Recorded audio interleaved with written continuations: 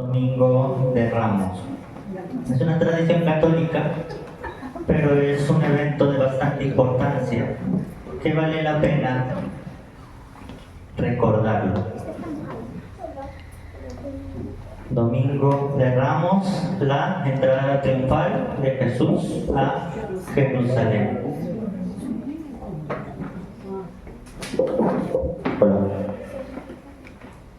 Entrada triunfal de Jesús a Jerusalén. Entonces, dada la importancia de este acontecimiento, que es además histórico, vamos a mirar algunos hechos importantes respecto a esta historia. Vamos a abrir nuestras Biblias en el libro de Marcos 11, del 1 al 11.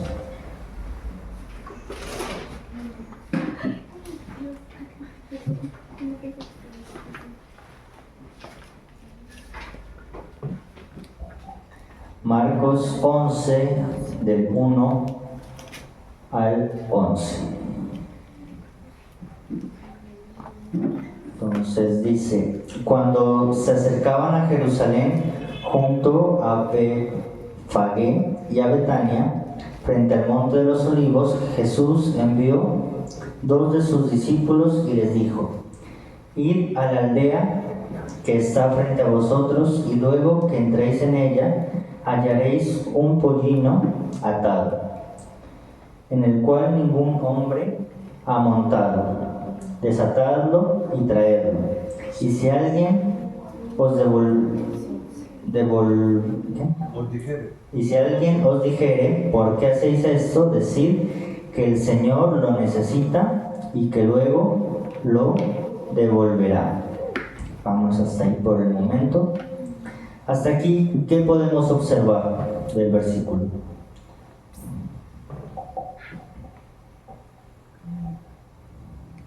Primero, Jesús necesitaba un pollino.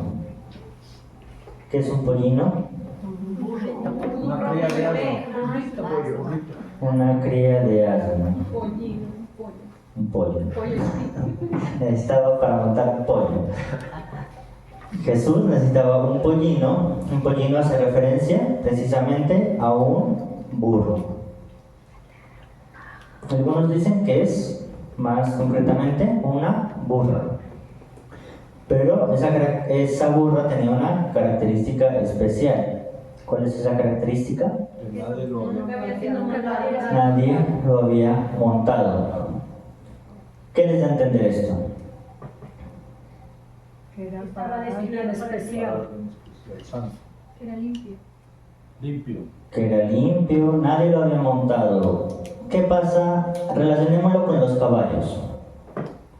¿Qué pasa con un caballo que nunca ha sido montado? Es arisco, es salvaje, no se va a dejar montar. Hay que amansarlo, adiestrarlo, domarlo. Por lo general también se hace pues con amor, lo hace con su dueño, con la persona con quien tiene confianza y ya le permite ser montado. En este caso era un burro que nunca había sido montado, 0 kilómetros. Y Jesús mandó a pedir un burrito que nunca haya sido montado. Esto nos muestra también el poder de Dios sobre los animales. Jesús nos mostró que tenía poder sobre la enfermedad, tenía poder sobre los demonios, tenía poder, lo demostró más adelante, el próximo domingo, sobre la vida y sobre la muerte. Tenía poder sobre el tiempo, sobre las tempestades, sobre la materia. Traspasó un muro, caminó sobre el agua, calmó tempestades, pero también miramos que tenía poder sobre toda su creación, sobre los animales, de tal forma de que le llevaron un pollino, un burrito, Y el burrito, feliz, me va a montar el Mesías. Y era el protagonista. Yo creo que es el burrito más famoso de la historia. Entonces Jesús tenía control sobre absolutamente todo. Siempre que he leído este capítulo me llama la atención también ahora que este pastor habla del poder total que tiene Dios sobre personas, sobre animales, sobre todo, ¿cierto? Lo tiene. Me llama la atención. No, ha ido por ahí. Sí, me llama la atención. ¿Sí? ¿Se oye? Sí. Me llama la atención en el versículo 3 y dice, si alguien os dijere, ¿por qué hacéis eso? Decid que el Señor lo necesita y que luego lo devolverá. O sea, para mí, ¿no? Opino de que el Señor Jesús no fue ni él, ni mandó a ninguno de sus discípulos a decir, anda a esa casa, ahí hay un pollino y lleva esta plata y decirle que me lo alquile. No, él no tuvo necesidad de irlo a pedir prestado, ni pagar por el rato, por el pollino, simplemente dio la orden y con autoridad, con poder, y la persona simplemente llegó y lo entregó. Ahí miramos el poder tan grande de Dios. El poder sobre las personas. Primero, que Jesús es el Rey de Reyes y Señor de Señores. En ese momento no tenía esa posición, pero como Dios es el dueño de todo, Él podía disponer de lo que Él quisiera. Podía dar la orden y que un pollino llegara. Pero Él se humilló incluso en eso, se despojó de todo lo que Él posee, de todo le pertenece a Él, y fue a que le pidan el favor, a pedir un pollino prestado. Porque si vemos Jesús, dice la palabra, el Hijo del Hombre no tiene dónde recostar su cabeza. Muchas veces Jesús no tenía dónde llegar, dónde dormir, no tenía que comer, siendo el dueño de todo. Aún es el dueño de los animales. Y aún así fue y dijo, vayan, traigan un pollino, y les dijo dónde estaba. Y les advirtió, si les llegan a decir por qué hacen esto, porque les van a reclamar, porque era un pollino que no les pertenecía, díganle que el Señor lo necesita.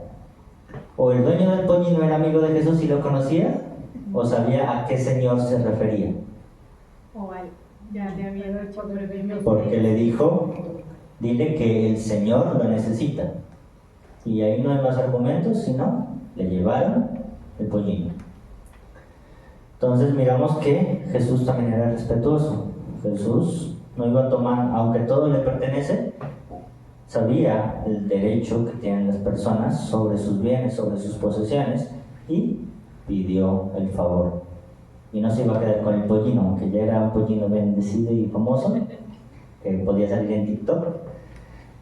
Lo pensaba devolver. Dijo, después lo devolveremos. Entonces miramos que Jesús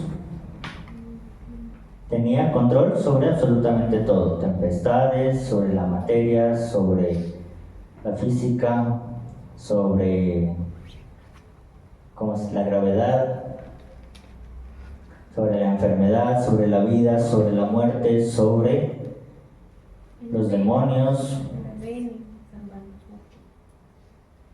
incluso, claro, el ADN, hacer milagros, sanidades, irse en contra de la misma naturaleza humana, que puede decir esto es imposible, pero Él lo hace posible.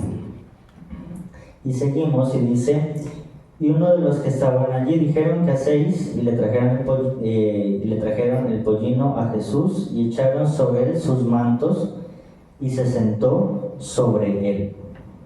El pollino iba sin nada, pero en forma de honra los discípulos pusieron sus mantos. Y la Biblia también nos relata que cuando él iba en camino también tiraban ramos en el piso y sus vestidos, sus túnicas sobre el piso como una especie de alfombra Para honor. para darle el honor al rey. También muchos tiraban sus mantos por el camino y otros cortaban ramas de los árboles y las tenían por el camino. Y los que iban delante y los que venían detrás daban voces diciendo: Hosana, bendito el que viene en el nombre del Señor, bendito el reino de nuestro padre David que viene. Ahí hay dos cosas. Uno, decían Hosana. Ellos estaban diciendo Hosana, ¿por qué? Hosana significa Señor, sálvame. Ellos estaban esperando al Mesías. Y otra cosa, estaban esperando: bendito el reino de nuestro padre David. El ciego Bartimeo fue uno de los que reconoció a Jesús como el hijo de David, el heredero al trono. Jesús es el heredero de todas las promesas que Dios le hizo a David. Por eso es que miramos que en los salmos, la mayoría de salmos son salmos mesiánicos, salmos que se refieren a Jesús, salmos proféticos, porque todo iba encaminado a Jesús como el Rey de Reyes. Pero miramos que Jesús entró de una forma que no se le esperaba. ¿Qué es lo que esperaban los judíos en ese momento? Entrará con ejércitos. Ellos querían a un rey para que lo salve. Ellos querían principalmente a un rey, un líder político o un líder militar. O por lo general eran las dos cosas, un líder político y militar que llegara con el super caballo y con la espada a acabar con los romanos. Y Jesús primero llegó con un burro que ni siquiera era de él, era prestado. Y entró por primera vez de forma pública. Es la primera aparición pública haciendo algarabía de Jesús. Porque Jesús siempre iba, incluso les decía: no digan nada. Si lo sané, quédese calladito. Los milagros que hacía públicos eran muy precisos, los que él quería, los que él estimaba conveniente en el tiempo conveniente, pero los demás milagros les decía: callen, no digan nada. Y les decía siempre: vayan a la sinagoga y den gracias. Y den gracias. Reconociendo el templo, reconociendo también la autoridad de Dios. Porque aunque el templo estaba hecho un desastre, seguía habiendo la presencia de Dios en ese lugar. Entonces Jesús entró en un burrito, su primera aparición pública, y entró a Jerusalén. ¿Qué representa Jerusalén geopolíticamente?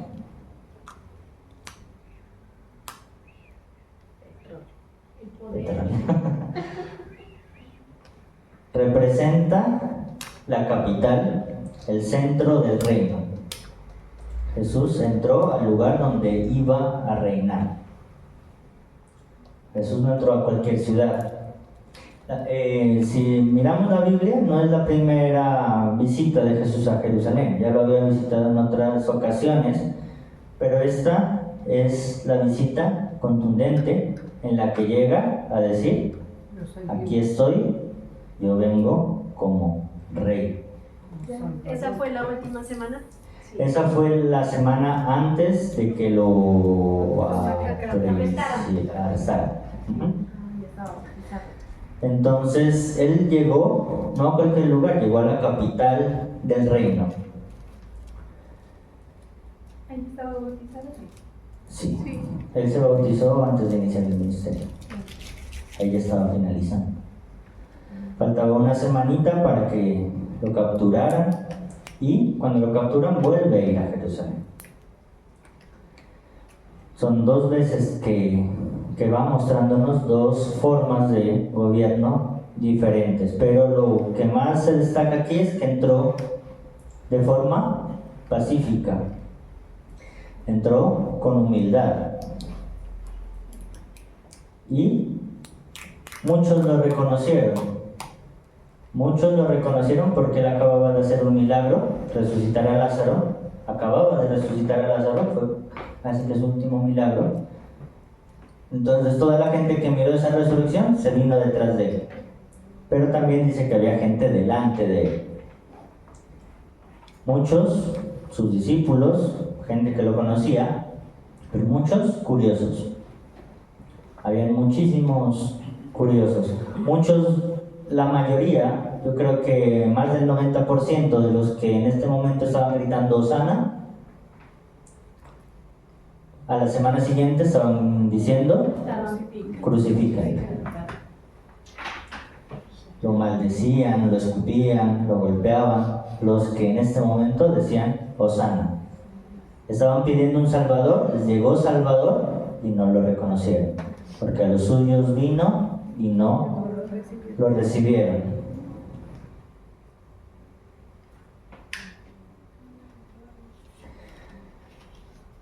¿Cuál es el propósito de la entrada triunfal a Jerusalén? Darse a conocer.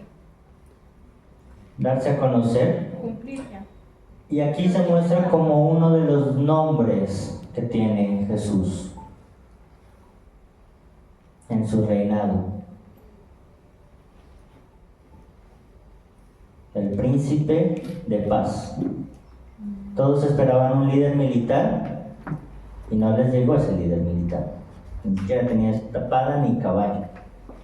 Les llegó un líder que venía completamente en paz, que venía a salvarlos, efectivamente, pero no a salvarlos de los romanos, venía a salvarlos del pecado, de la condenación eterna. Entonces miramos que Jesús siempre manejaba un bajo perfil, siempre andaba por las sombritas, escondido. Antes de eso, lo más loco que hizo fue purificar el templo. Eso fue después. Fue después, Sí, después de que entró a Jerusalén. una semana después, la semana siguiente fue en la que volvió y purificó el templo. Entonces miramos que primero hace la entrada triunfal y dice, este va a ser mi reino. Una semana después vuelve a ir y les muestra a todos que él tiene autoridad sobre ese trono, sobre ese templo, que la casa del papá se respeta. ¿Y por qué? ¿Es tan grave que se venda algo en el templo, en la iglesia? Porque si no, ahí el pastor te está pecando que tiene la tienda para que ustedes se alimenten. Sí. ¿Sí? No es tanto el problema de qué es lo que se vende, sino cómo se lo hacía. Por lo general se vendían, entre otras cosas, pues lo principal eran los elementos para el sacrificio, las palomas, los corderitos, pero eso se había vuelto en un negocio y en una corrupción. Lo que hacían los escribas era buscar dinero. Entonces, el corderito más puro, sin mancha, ese era solo para los sacerdotes. De ahí, valía más. Y de ahí para los ricos había otra clase de animales. Pero para los pobres, esos sí eran las palomas más enfermas, los animales en peores condiciones, con defectos. Le impedían incluso al pueblo ofrecer una ofrenda de calidad, porque comercializaron todo. Y eso era el pecado que se estaba cometiendo en el templo, comercializar con la fe. Lo que más adelante se volvió a repetir con las cruzadas, la Guerra Santa, las indulgencias. ¿Qué fueron las indulgencias? Pagar por nuestros pecados. La Iglesia Católica decía, usted puede ser perdonado de sus pecados, pero de acuerdo a la cantidad de plata que usted tenga. Entonces, si usted tiene dinero, pues más pecados le son perdonados. Si tiene menos dinero, pues no. Y si no tiene dinero, pues sus pecados no le son perdonados. Hoy en día, pues, es más sencillo con la Iglesia Católica. Hoy simplemente se confiesan y se perdonan los pecados. Pero Jesús también en este momento vino como sumo sacerdote, por eso purificó el templo, porque era el rey, pero era el sumo sacerdote profetizado.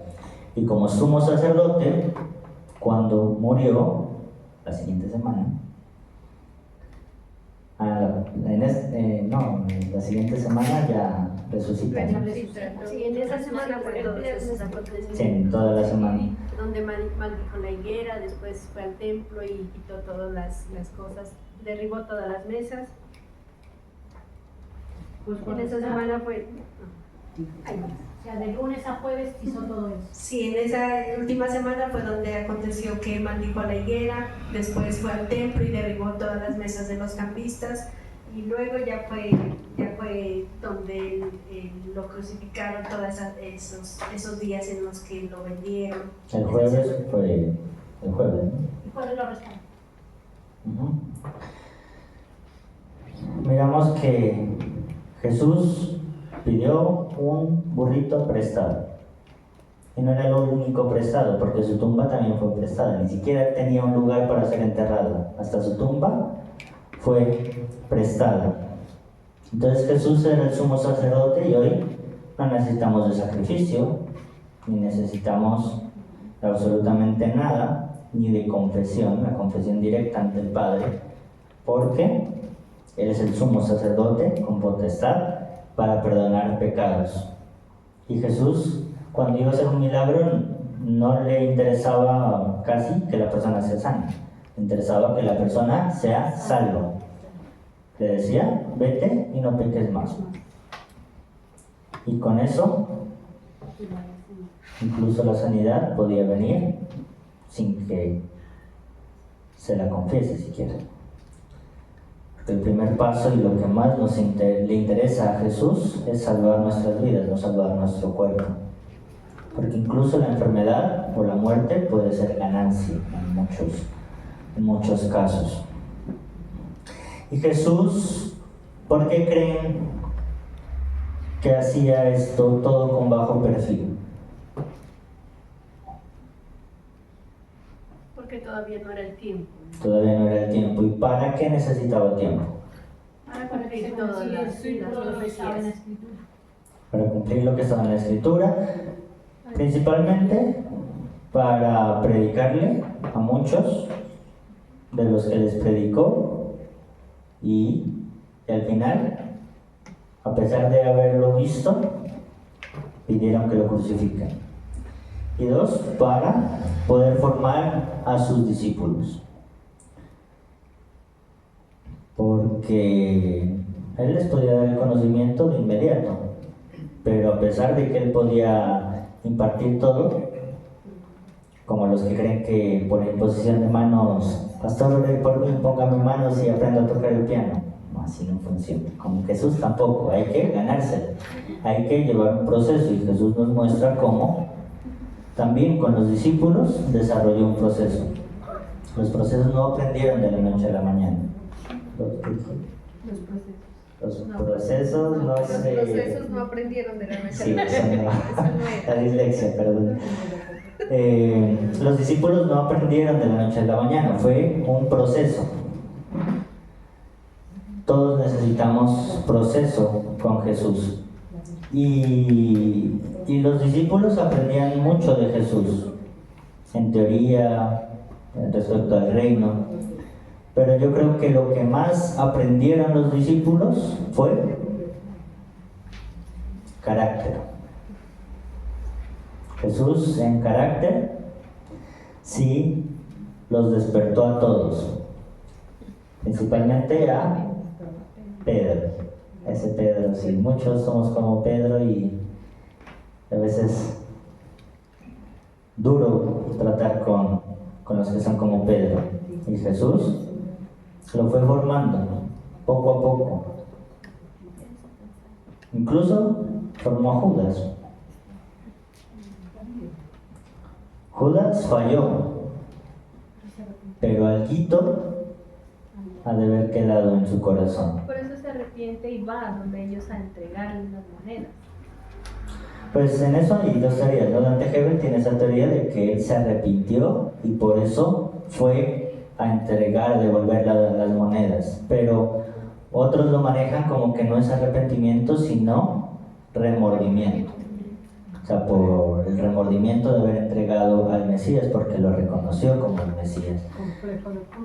Pero puede ser remordimiento, pero a pesar de eso es el hijo de perdición. Desechó la Y gracia. desechó la gracia y se suicidó.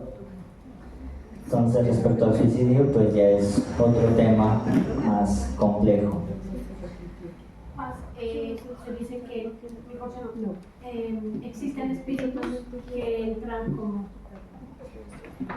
espíritus que entran como de manera momentánea al organismo, y así como entran salen, pero solo entran para hacer el mal.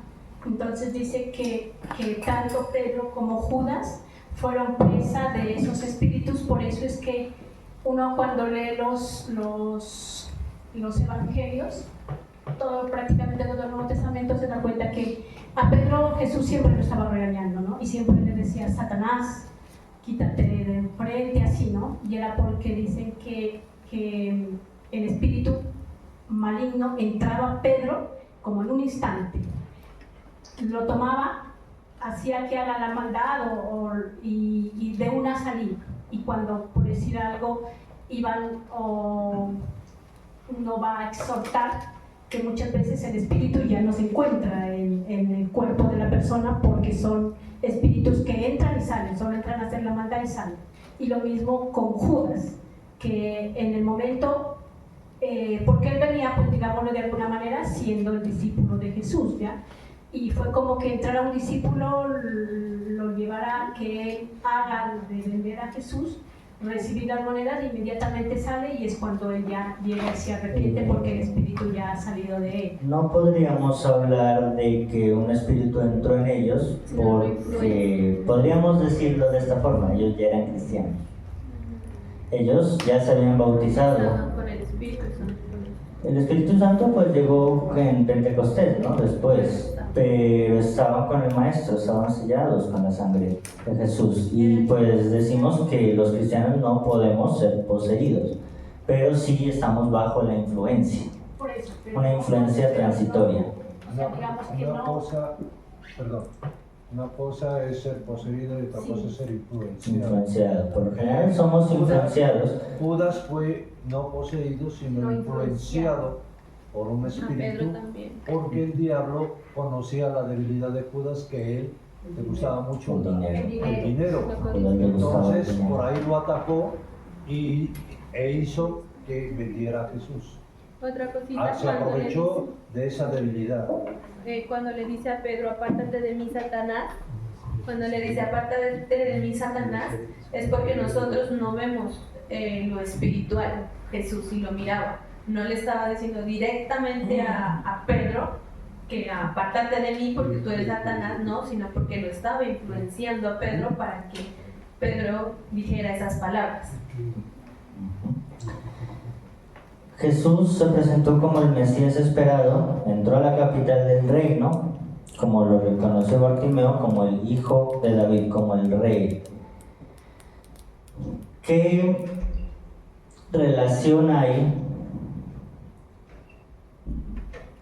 entre el heredero al trono y el ser avergonzado y recibir toda la humillación que recibió Jesús? ¿Por qué ese rey murió de esa forma tan vergonzosa, siendo humillado, abofeteado, golpeado, escupido, humillado como cualquier criminal, o incluso peor que los demás criminales, porque lo trataron mucho peor? ¿Qué relación hay entre eso que Jesús permitió en él mismo y el reinado, su herencia al trono? Porque solamente él podía pagar ese precio Tan alto. Ese es el precio que él pagó. siendo Dios, humillarse a eso. No había nadie más que pudiera pagar ese precio, para perdonar nuestros pecados. Pero después iba a demostrar que después de morir, Él iba a resucitar. Porque era la forma como iba a vencer a la muerte. Era la forma como vencía a la muerte. Y Jesús no entró con corona, no entró montado en el burrito con una corona. Él entró con total humildad, pero fue al templo y la corona de Jesús fue la corona de espinas, que fue una burla, pero la real corona es la cruz. En esa cruz se coronó como rey. Y porque Él quería también demostrarnos o enseñarnos a nosotros que esa era la humildad que se debe tener, y que a pesar de que Él estaba sufriendo, de que a Él lo estaban torturando, latigando, escupiendo, burlándose de Él, a pesar de todo eso, Él siempre pide piedad para los que hacen el daño. Por eso es que Jesús nos dice que tenemos que amar a nuestro enemigo, porque esa era la forma como Él nos iba a enseñar a amar a nuestro enemigo. Hay tres teorías que manejan muchos, y es que una, la que dijimos, Jesús se coronó en la cruz y más en su resurrección. Otros dicen que Jesús era el que le preparó el camino al que debía venir, como una especie de Juan el Bautista. Jesús fue como el que estaba llamado a ser rey y fracasó, dicen algunos. La cruz interrumpió su proceso, pero la cruz fue la que culminó el proceso, la que consumó todo ese proceso, y la que le permite establecer su reino. Jesús fue coronado como Rey de Reyes y Señor de Señores.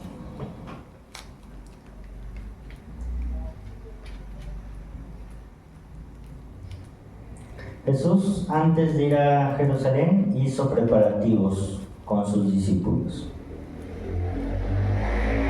y tomó prestadas cosas. En la primera ocasión tomó prestado el burrito, y en la segunda un aposento alto, un lugar de oración para que sus discípulos pudieran orar.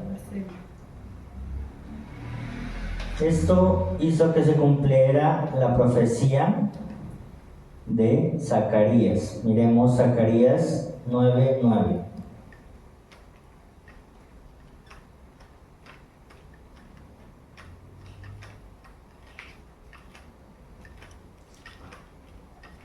Zacarías 9:9. Alégrate mucho, hija de Sión, da voces de júbilo, hija de Jerusalén. He aquí, tu rey vendrá a ti, y justo y salvador, humilde y cabalgando sobre un asno, sobre un pollino, hijo de asno.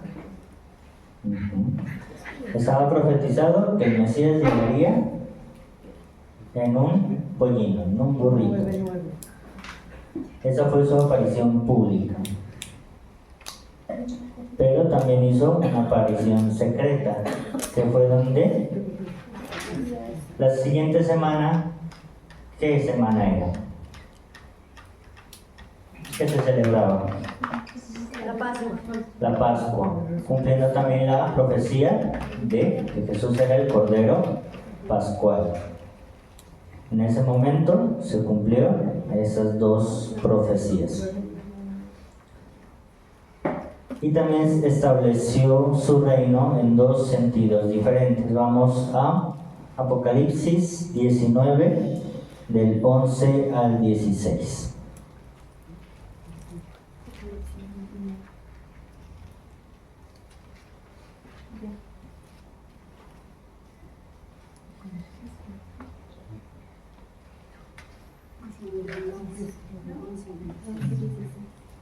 Entonces vi el cielo abierto, y he aquí un caballo blanco, y el que lo montaba se llamaba Fiel y Verdadero, y con justicia juzga y pelea.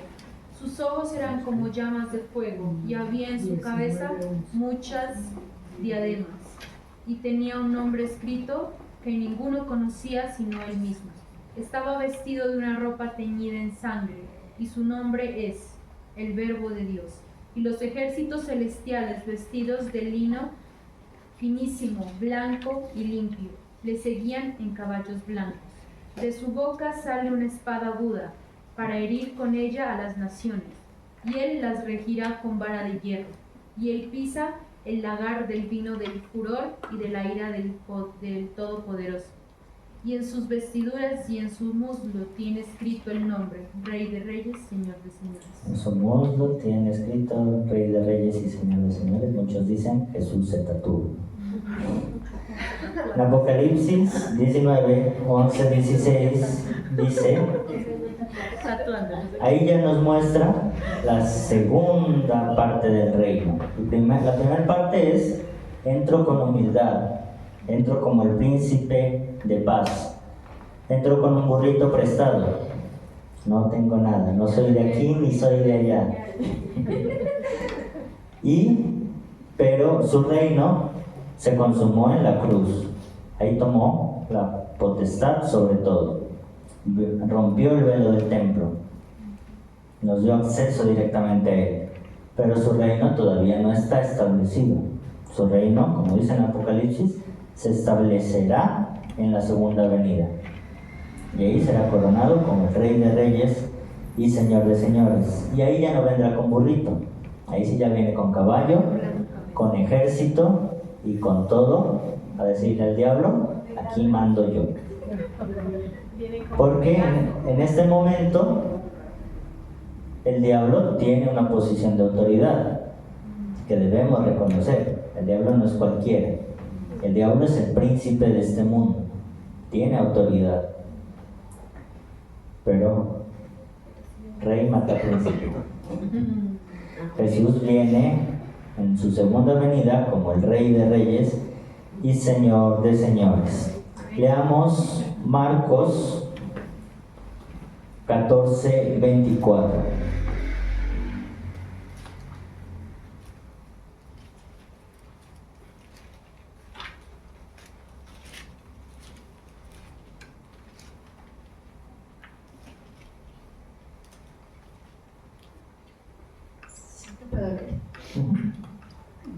Y les dijo, esto es mi sangre del nuevo pacto, por muchos es derramada. De cierto os digo que no beberé más del fruto de la vid hasta aquel día en que beba de nuevo en el reino de Dios. Jesús, pues como lo dijimos, maldijo a la higuera, pero le dio la posibilidad a Jerusalén de que lo conocieran, de que lo aceptaran.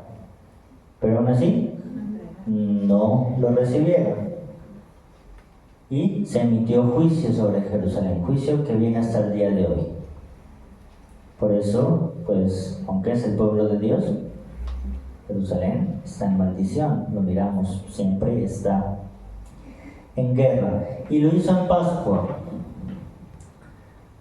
para mostrar que era el Cordero Pascual, pero también para mostrarles en el mismo templo, purificando el templo, que todo lo que predicaban no lo aplicaban, que aún ellos mismos, que aún los mismos fariseos, los mismos sacerdotes eran incapaces de cumplir la ley y que por lo tanto necesitaban de Jesús, del Mesías esperado, para que los salve, porque hasta el momento se creían muy piadosos, muy santos, pero no eran salvos, estaban operando mal, se habían desviado de la ley.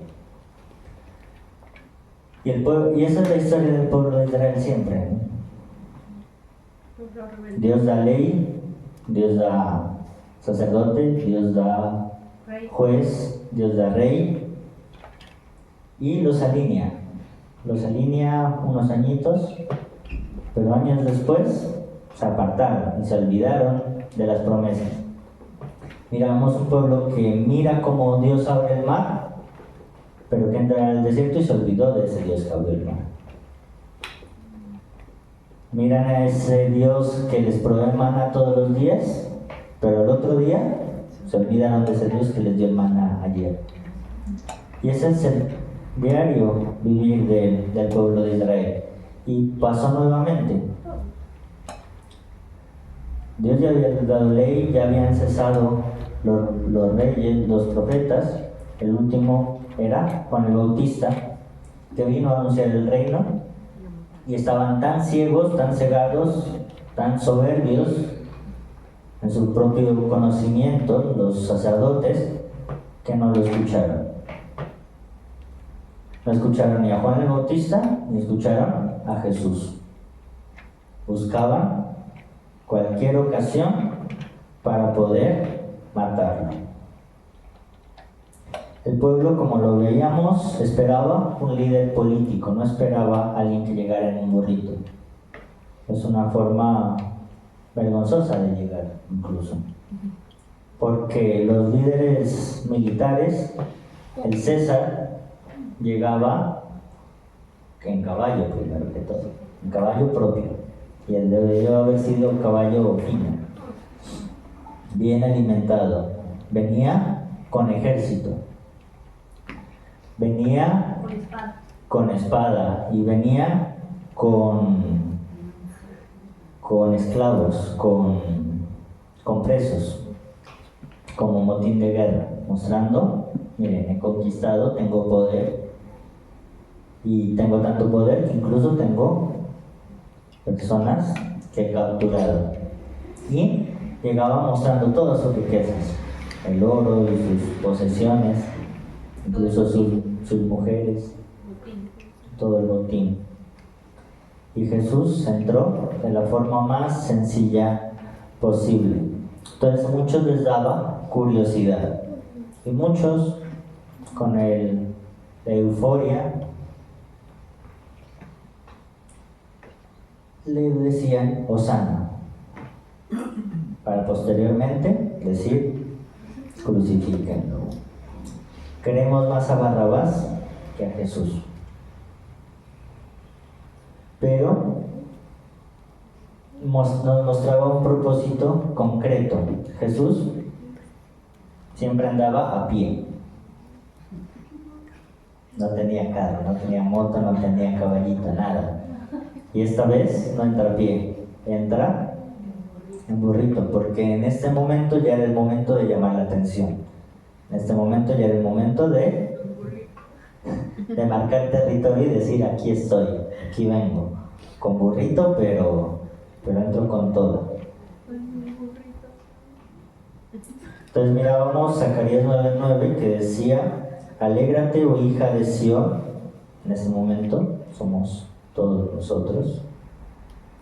A voces de júbilo, hija de Jerusalén, he aquí tu rey vendrá a ti justo y salvador. Vendrá con justicia, salvador y humilde, cabalgando sobre un asno, sobre un pollino de hijo de asno. No sé si es la forma poética de decirlo o es redundancia, porque si es burro es hijo de burro, ¿no? ¿O a qué se refiere? Un pollino, hijo de asno. Un asno, es que los asnos hijo. no pueden tener. Entre asno y asno no. Asno y Es burro. cruzado, ¿no? Ah. Interesante. Hay que conocer de los cruces de animales. Ayer hablábamos de vacas que tenemos ahí arriba para poder tener una vaquita y ordeñarla. Ahora podemos hacer cruces también. Tenemos altísimo espacio en la azotea.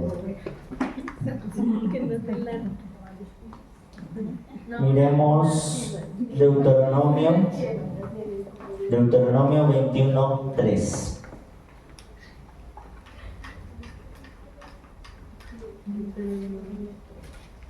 Y para que no se burlen de los burritos, leamos Deuteronomio 21:3. Dice: y los ancianos de la ciudad más cercana al lugar donde fue hallado el muerto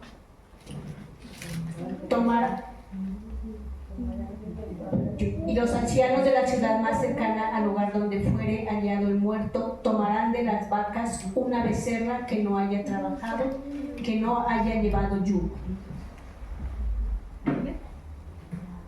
Una becerra que no haya llevado yugo. Y Números 19:2.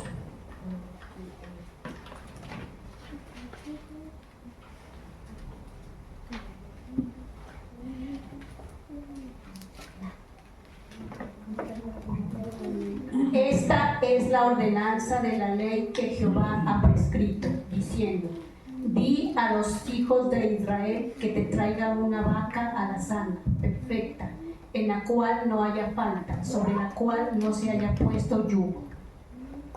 Bueno, ahí habla de una vaca, otras traducciones vamos a ser como el burrito. Es un animal sagrado. Es un animal sagrado que todos lo cogieron de recocha. Miremos también Isaías 9:6 y otra persona que busque Zacarías 9:9.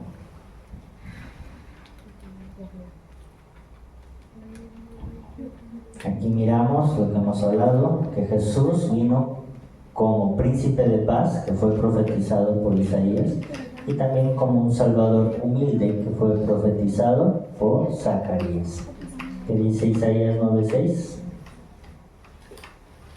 Nos ha nacido un niño, Dios nos ha dado un hijo. A ese niño se le ha dado el poder de gobernar y se le darán estos nombres: Consejero admirable, Dios invencible, Padre eterno, Príncipe de paz. Príncipe de paz. Y Zacarías 9:9. Alégrate mucho, hija de Sion, da voces de júbilo, hija de Jerusalén. He aquí tu rey vendrá a ti, justo y salvador, humilde y cabalgando sobre un asno, sobre un pollino de hijo de Adán. Entonces miramos el juez justo y humilde y el príncipe de paz. Jesús ni siquiera tuvo alfombra, la alfombra fue improvisada, fueron los mantos de las personas y los ramos. En 2 Corintios 8:9 dice: porque ya conocéis la gracia de nuestro Señor Jesucristo, que por amor a vosotros se hizo pobre siendo rico, para que vosotros con su pobreza fueseis enriquecidos. Para los que dicen que el cristiano no puede andar enriquecido y que Dios mira de lejos a los ricos y que los ricos no entran en el reino de los cielos, Jesús se hizo pobre para darnos riqueza, para darnos bendición. ¿Es mala la riqueza? No. ¿Qué es lo malo de la riqueza? El amor al dinero. El amor al dinero. El codicia. ¿Amamos más el dinero o a quien nos da el dinero? Es una característica y de lo que hemos aprendido de los diezmos. No es porque yo te doy para que me des más, porque ahí estaríamos siendo idólatras al dinero. Te doy pero para que me des. Doy por amor, por gratitud, reconociendo que es Jesús, que es Dios el que me ha dado absolutamente todo. Agradeciendo por la provisión. Agradeciendo por la provisión. Y contrario también a la teoría de la prosperidad, que la tocábamos un poquito el jueves, que por cierto es una corriente que viene del neopentecostalismo, ¿no, Carolina? La teoría de la doctrina de la prosperidad viene del neopentecostalismo. La doctrina de la prosperidad muchas veces dice: si usted está pobre, endeudado, pacte para que nos traiga plata, porque necesitamos plata. Pero más que eso dice: si usted no tiene plata es porque no está agradando a Dios.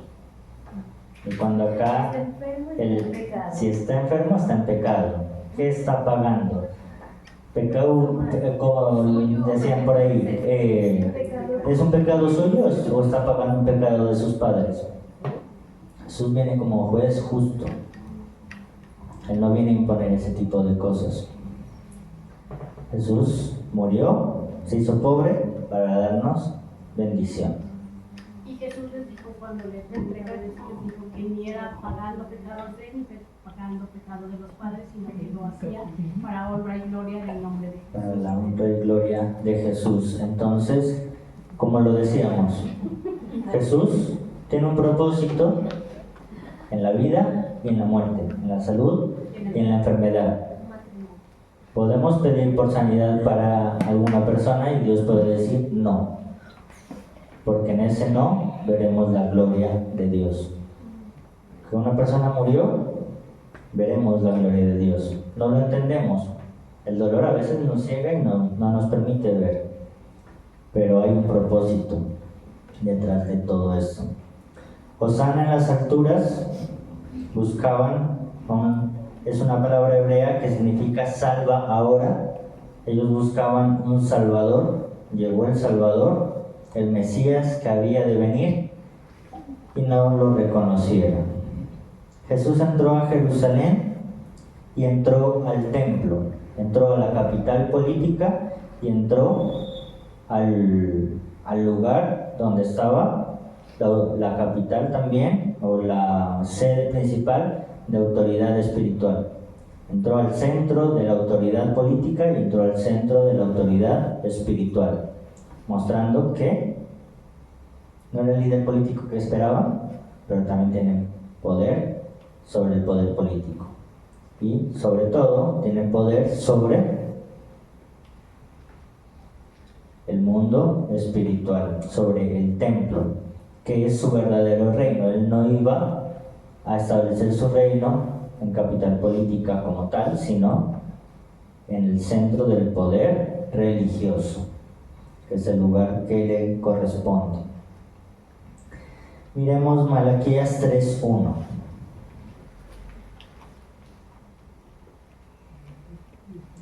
Dice: y vendrá súbitamente a su templo el Señor, a quien vosotros buscáis. Buscaban al Señor y les llegó, como dice esta palabra, súbitamente. Y llegó al templo, cumpliendo la profecía de Malaquías. Y aún así, tampoco lo reconocieron. Y no son palabras sin sentido, porque, como lo hemos estudiado, los judíos eran expertos en la ley, expertos en las profecías. Ellos conocían lo que decía Malaquías, lo que decía Isaías. Todas estas profecías, ellos las conocían y las recitaban. Y cuando les llegó, dijeron: no, este no es. Salmos 118, 22. Ese es el salmo en que me inspiré para componer mi primera canción. La piedra que desecharon los edificadores ha venido a ser cabeza del ángulo. Esa piedra que rechazaron, el versículo siguiente dice: os ha dejado maravillados. Por temas de gramática y de que cuadre la rima, mi canción dice: la piedra que rechazaron os maravillará. Salmo 118, 22. La piedra que desecharon los edificadores ha venido a ser cabeza del ángulo. Él es la piedra angular, que también ha sido profetizada en otros libros. En lo que decíamos de que Jesús purificó el templo cuando agarró a correr a todo el mundo, lo miramos en Mateo 21, del 12 al 3. Porque había una profanación del templo, principalmente en el aspecto comercial. Jesús también entró de una forma compasiva. a los patios del templo. ¿Cómo entró de forma compasiva? Con los que profanaron el templo no entró de forma compasiva, con ellos entró a reprender y a decir: esta es la casa de mi padre. Pero en el templo había enfermos. Habían enfermos y habían personas que querían adquirir algo para perdón de sus pecados, que los sacerdotes que decían que tenían tanto de Dios oraran por ellos y los sanaran, y los miraban como basura. Jesús entró al templo a sanarlos frente a los sacerdotes. Ahí una afrenta frontal con los sacerdotes. A los suyos vino y no lo recibieron, y esto causó también la indignación de los líderes religiosos, como la gota que rebosó el vaso, para que lo crucificaran. Es que ahí también empezaron los muchachos a cantar Hosana al hijo de David, ¿no? Eso también los indignó a ellos.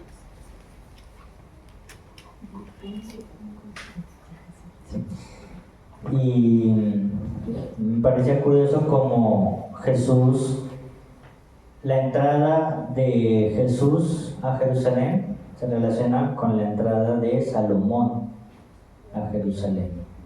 Fue muy similar.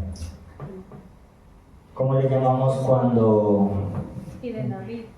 un personaje bíblico muestra lo que será Jesús? ¿Teofanía? Teofanía. ¿O es una tipología de Jesús? Tipología. En ese momento Salomón estaba haciendo una tipología de Jesús. Miramos que Jesús lloró por Jerusalén. Decía: este es mi pueblo, no lo quiero maldecir. Primero maldijo a la higuera, después a Jerusalén, porque no lo recibieron. Y hasta el día de hoy miramos las consecuencias. Y en algún momento Jesús vendrá, establecerá su reino en Jerusalén, y la maldición sobre Jerusalén cesará. Pero por el momento,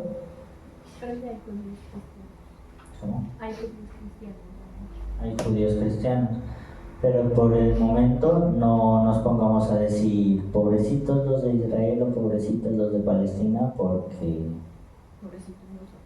es una consecuencia y es algo que se tiene que vivir sí o sí. Lastimosamente los dos pueblos en este momento están bajo maldición, incluso Israel. Israel se merece lo que está viviendo, aunque es parte, al ser pueblo de Dios guardan esa bendición, y judío que se respete donde va prospera, pero también palestino donde va prospera. La bendición está sobre los dos, pero la maldición sobre la tierra también está sobre los dos. Tienen que vivir esa guerra que se está viviendo, pero sobrenaturalmente siempre tienen la provisión de Dios, porque Dios no los desampara, a pesar de todo lo que han hecho los dos pueblos, porque los dos pueblos son una vergüenza. Es el pueblo de Dios, pero es el pueblo que más se ha apartado de Dios. Entonces, creo que es una frase que se ha escuchado mucho, pero, como decía, se me olvidó.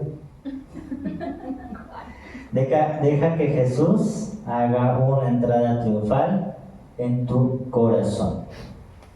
Así como lo hizo en Jerusalén, dejemos que haga la entrada triunfal en nuestro corazón, permitiéndole ser nuestro rey en todo. Él vino a ser el rey en todo, en lo político y en lo espiritual. Dejémosle ser el rey sobre nuestra vida y sobre nuestro ámbito espiritual. Muchas veces somos cristianos y le decimos: Jesús, dirige mi vida, pero en lo espiritual. Cuando ya nos toca las decisiones personales, ahí sí, mejor lo que yo quiero, mejor mi capricho, mejor lo que diga mi corazón. como yo hablaba por ahí, les decía, es que debemos, como lo predicábamos, ¿no? Debemos cuidarnos mucho en nuestro corazón a la hora de predicar, a la hora de profetizar, cuando decimos tener discernimiento. ¿Y eso lo aplica en la vida? Durísimo. Si me enamoro, ¿qué dice mi corazón? Vamos, pero con todas. Como caballo desbocado. No miramos consecuencias, ¿no? Entonces, debemos aprender que necesitamos formación, de que Jesús está para formarnos. Se demoró 3 años con los discípulos, teniéndolos directos ahí. Pedro seguía siendo un loco a pesar de tener a Jesús como maestro 3 años. Imagínense nosotros, que leemos la Biblia y leemos lo que nos conviene, y tenemos un pastor, tenemos unos líderes, y vamos cuando nos conviene. Y pastor, necesito un consejo, pero es que ya lo hice. Entonces, como decimos en la medicina tradicional y como decimos también en el derecho, no venga cuando ya cometió el error. No busque al abogado cuando ya está a punto de irse a la cárcel. Busque al abogado como asesoría preventiva. Vaya al médico como consulta preventiva. No vaya cuando ya se sienta mal y cuando ya no haya nada que hacer. Vaya antes. Venga el pastor, venga los líderes, venga Dios cuando aún hay tiempo. Y aún estamos a tiempo. Para que Jesús haga una entrada triunfal en nuestro corazón. Decimos que somos cristianos, pero Jesús no es el Señor de nuestras vidas en toda su esencia. Si decimos que somos cristianos es porque le rendimos nuestra vida, nuestro corazón, nuestros pensamientos, nuestras decisiones a Jesús. No es hacer lo que nosotros queramos, es hacer lo que Dios quiere. Pero es que tengo cosas que hacer, ¿y tu propósito? ¿Dónde está el propósito? ¿Estamos cumpliendo el propósito que Dios tiene con nosotros? ¿O todavía estamos desanimados? ¿Todavía estamos cansados, angustiados? Para servir a Dios necesitamos estar al 100%. No. ¿Podemos servir a Dios aun cuando todo va mal? Sí. Aun cuando estamos cansados, Sí. cuando estamos desanimados, Sí. cuando... Y nos pasa a todos, no crean que solo a algunos, que no queremos saber nada de esto. Yo ya no tengo opción, ¿no? Los de las alabanzas todavía, y ahorita tenemos reunión, todavía dicen, no, es que no puedo, o llego desanimado, pero el pastor sí tiene que estar todo el tiempo arriba. Y los líderes, los que somos líderes, debemos estar arriba. Debemos mostrarnos y mostrarle a los demás que somos fuertes, porque Dios es el que nos fortalece. Porque de todos los que están aquí, ninguno está para estar sentado. Todos son líderes, todos tienen un propósito. Y creo que a todos se los he dicho, o de pronto a algunos no, pero todos están para servir. Y todos tienen una responsabilidad y tienen un pueblo que los está esperando. Así como Jesús formó, Dios nos está formando en este momento. Y nos está formando porque hay un pueblo que nos espera. Entonces, primero dejemos que Jesús haga esa entrada triunfal en nuestro corazón para que llevemos a otros a conocer a ese Jesús que nos ha dado la salvación y que se ha de coronar como el Rey de Reyes y Señor de Señores. Amén. Amén. Vamos. Vamos a orar.